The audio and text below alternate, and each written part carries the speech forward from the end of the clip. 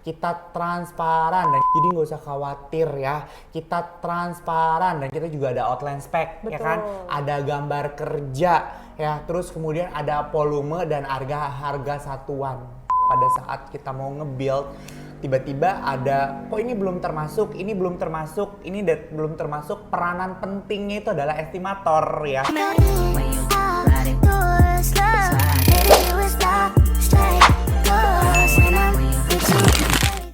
Nah, Kaps punya cerita kembali lagi bersama saya Indra Sukisno di acaranya Kaps punya cerita. Pagi hari ini tentunya Indra akan ngebahas cerita apa ya di Kaps punya cerita. Nah, pagi hari ini kita bahas tentang estimator dan administrasi ya tentunya. Jadi divisionnya di Kaps ini banyak sekali yang terlibat ya. Oke, jadi pagi hari ini Kain kedatangan siapa ya? Halo, salam kenal. Aku Safira. Aku itu admin plus estimator di Kaps Interior ini. Nah, jadi saat ini aku kedatangan sama Safira, salah satu administrasi dan estimator dari Kaps Group ya, seperti itu. Safira, jadi peran utama kamu sebagai estimator di Kaps ya, kenapa sih peran utamanya ini untuk penghitungan RAB harus detail dan nggak boleh sampai ada yang terlewat nih? Kalau estimator itu sebetulnya bentuk aktual dari desain. Jadi kita tuh nge-screening dari desain supaya tidak ada yang terlewat sih item-item pekerjaannya Pak gitu.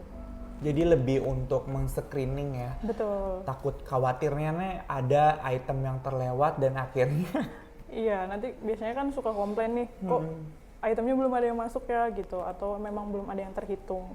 Biasanya nanti kliennya tuh suka, nggak mau nambah-nambah lagi nih gitu sih biasanya. Iya, biasanya memang gitu guys, di dunia jasa kontraktor, interior design and build, pada saat kita mau nge-build, tiba-tiba ada, kok ini belum termasuk, ini belum termasuk, ini belum termasuk, peranan pentingnya itu adalah estimator ya. Safira adalah salah satu peranan penting di Kaps Group yang dimana sebelum quotation atau RAB dikasih ke klien, Safira dulu yang men-screening guys, kayak gitu. Jadi biar detail, tidak ada item-item yang terlewat ya. Betul. Oke, saat ini kan Fir, banyak sekali ya material yang naik nih di pasaran. Terlebih karena harga BBM naik gitu kan.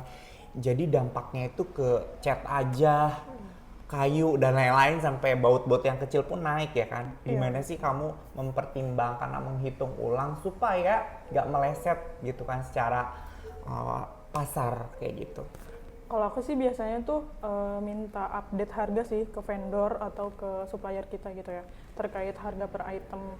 Biasanya kalau enggak, biasanya kita tetap minta harga best price sih, karena kan kita udah langganan ya, udah jadi partner nih. Jadi kayak pakai harga lama deh gitu. Ini kan harganya masih harga belum stabil. Gak bisa, biasanya vendor kayak gitu. Iya. Mbak ngeliat berita Mbak, kalau di berita ini udah naik semuanya, bensin aja naik gitu kan.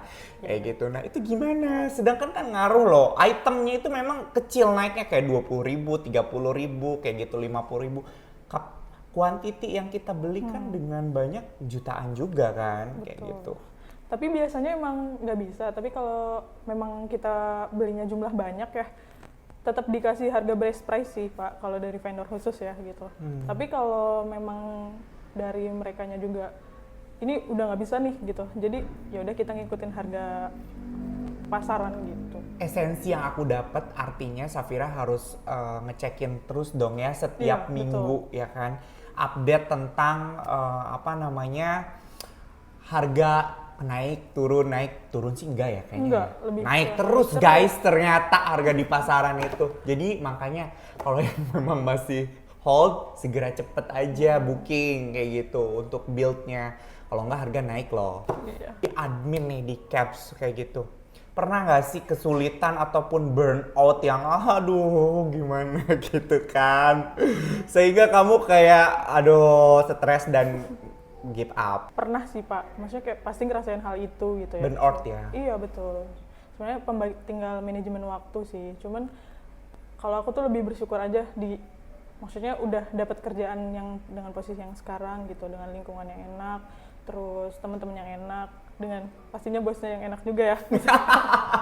Jadi itu guys, bosnya enak.